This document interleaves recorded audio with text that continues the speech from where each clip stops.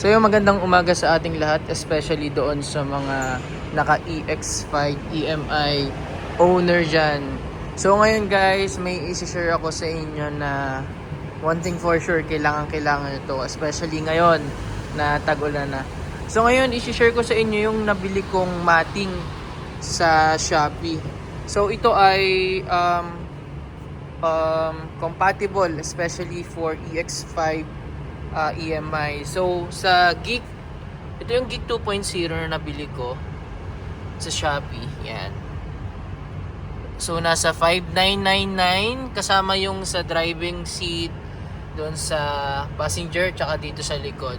So hindi ko na muna pinalagyan yun sa likod kasi okay lang naman siya. So kung mapapansin nyo guys, so hanggang dito sakop siya. So madali lang siyang install, plug and play, since fit na fit siya kay EX5 EMI. So hanggang dito, ayan. So pati tapakan dito meron din siya hanggang doon sa taas, ayan o. And then dito sa likod, hanggang dito, kaya hindi mo na kailangan maglagay. So and then dito sa likod, ayan. So kung mapapansin nyo hanggang dito sa tapakan, pasok din siya, ayan o, hanggang dito. And then hanggang doon sa ilalim, hanggang dito sa taas, yan. So yan, ganyan siya kaganda.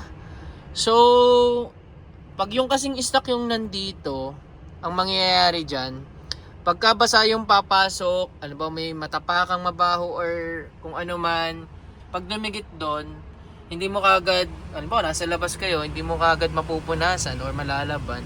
So dito, sa pinakabit kong mating na Geek 2.0, pag may dumi, pupunasan lang siya. Sobrang dali lang niyang punasan kahit wipes, basahang tuyo.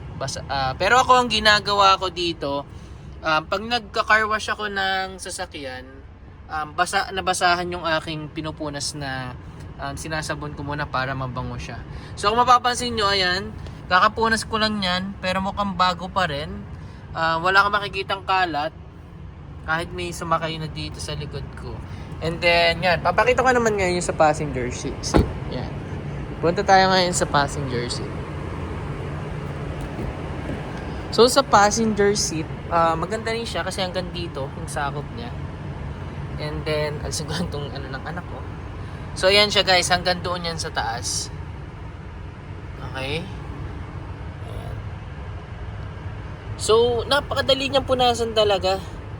Tsaka magandang quality siya. Hindi siya yung alam mong mabilis masisira.